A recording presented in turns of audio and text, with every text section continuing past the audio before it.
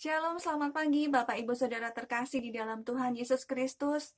Kembali lagi di dalam program Gemar, Gerakan Membaca Alkitab Rutin GSCA Peniel Surabaya dan GSCA Anugerah Kemendung. Pagi hari ini, Selasa tanggal 5 Oktober, saya terberkati dengan firman Tuhan di Markus pasal 11 ayat yang ke-22 sampai 26. Sebelum kita membaca firman Tuhan pagi hari ini, renungan Gemar saya beri judul Doa Penuh Kuasa Jika di Dalamnya Ada Iman yang Benar dan Hati yang Mengampuni. Mari kita baca firman Tuhan, Markus 11 ayat 22 sampai 26.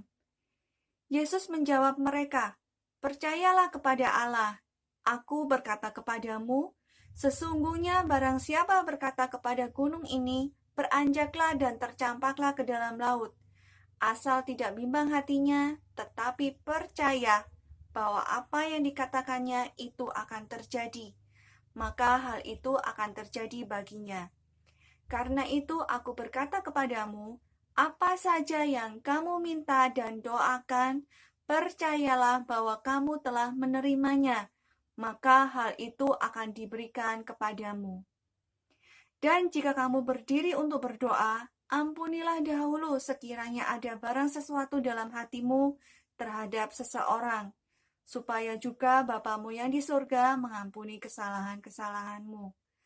Tetapi jika kamu tidak mengampuni, maka Bapamu yang di surga juga tidak akan mengampuni kesalahan-kesalahanmu."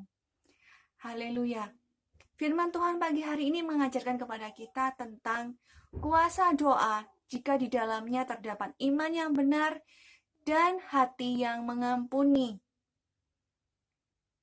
Pagi hari ini saya akan bersama-sama belajar memahami firman Tuhan di Markus 11 ayat 22 sampai 24 terlebih dahulu. Di ayat ini menjelaskan kepada kita bahwa iman yang ada di dalam manusia adalah iman percaya yang diberikan oleh Allah sendiri. Bukan iman yang dibuat oleh manusia, tetapi itu suatu anugerah dari Tuhan yang diberikan kepada manusia, anak-anak pilihan Tuhan. Kadang-kadang jawaban atas suatu permohonan doa yang didasarkan oleh iman pemberian Allah itu bisa datang segera, terkadang juga tidak datang segera. Namun, Allah memberikan iman untuk mengetahui bahwa doa yang kita panjatkan telah didengar dan permohonan itu akan dikabulkan. Ketidakpastiannya menyangkut waktu penggenapannya, bukan pengabulannya.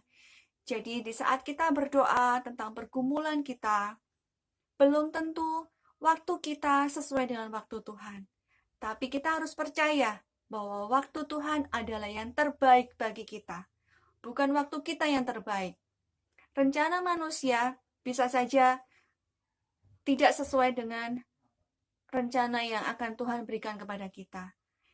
Yang pasti, yang kita harus percaya adalah waktu Tuhan dan rencana Tuhan adalah yang terbaik bagi manusia. Jika doa kita tidak dikabulkan Tuhan, itu bukan berarti Tuhan tidak mendengar doa kita. Tapi karena Tuhan tahu yang terbaik bagi kita. Tuhan tahu solusi yang terbaik bagi kita anak-anaknya. Di Markus pasal yang ke-11 ayat 22 sampai 24, di sini menjelaskan tentang iman percaya yang diberikan oleh Tuhan terhadap hati setiap anak-anaknya. Pastinya dengan hati yang benar, hati yang penuh kasih, hati yang rendah hati, tidak sombong, itu adalah hati-hati yang sangat menyenangkan hati Tuhan. Di pasal yang ke-25 dan 26, di sini menjelaskan tentang pengampunan. Di saat kita berdoa, sudah dengan iman yang benar, tetapi jika hati kita masih punya ganjalan atau sesuatu yang menyimpan dendam atau kesalahan orang lain, itu yang akan menjadi penghalang doa kita. Di sini Tuhan menjelaskan, janganlah kita orang Kristen, anak-anak pilihan Tuhan, menipu diri kita sendiri bahwa kita memiliki iman yang cukup untuk memperoleh jawaban atas doa kita. Apabila kita dengan diam-diam masih menaruh permusuhan atau kedengkian terhadap seseorang. Sekarang saatnya kita melepaskan pengampunan terhadap saudara-saudara kita. Kalau kita ingin doa-doa kita didengar oleh Tuhan, kita harus memiliki iman percaya yang benar terhadap Tuhan dan hati yang penuh dengan pengampunan. Kita selesaikan dulu hati kita lepaskan pengampunan terhadap sesama kita, dan dengan iman yang benar kita berdoa, segala pergumulan, segala doa kita pasti didengar oleh Tuhan. Mari Bapak Ibu, kita sama-sama belajar untuk semakin lagi mengenal Tuhan, semakin lagi mengenal perintah-Nya, semakin lagi menyukakan hati Tuhan. Melalui firman-Nya, melalui Gema setiap hari, kita belajar. Saya mendapati pesan Tuhan pagi ini ada 4 poin. Yang pertama, hadapi semua persoalan dan pergumulan hanya dengan doa. Berdoa dengan iman dan dengan tekun. Bukan sesekali berdoa, tapi berdoa dengan tekun.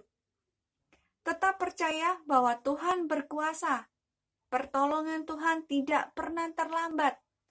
Dan Tuhan punya banyak cara untuk menjawab doa kita. Waktu Tuhan adalah yang terbaik bagi kita anak-anak-Nya. Kalau doa kita dijawab oleh Tuhan, itu semua karena kasih karunia Tuhan, bukan karena hebatnya doa kita. Hati-hati Bapak Ibu, di poin yang keempat, kita diingatkan oleh Tuhan, kalau doa kita dijawab oleh Tuhan, itu bukan karena hebatnya doa kita. Kalau kita merasa itu karena hebatnya doa kita, akan muncul kesombongan, dan itu Tuhan tidak suka. Kalau doa kita dijawab oleh Tuhan, itu semua semata-mata karena kasih karunia anugerah Tuhan bagi kita anak-anak-Nya.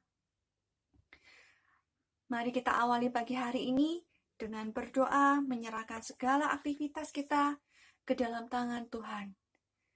Terima kasih Tuhan Yesus, di pagi hari ini Engkau mengingatkan kembali kepada kami bahwa kami harus mempunyai iman yang benar dan hati yang penuh dengan pengampunan Tuhan, agar kami bisa berdoa, berkomunikasi dengan Engkau Tuhan, supaya doa-doa kami tidak terhalang Tuhan.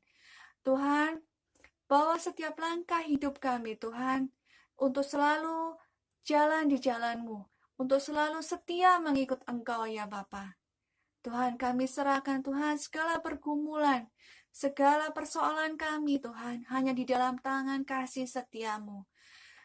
Terima kasih ya Bapa, hanya di dalam nama Tuhan Yesus Kristus kami sudah berdoa dan mengucap syukur. Haleluya. Amin.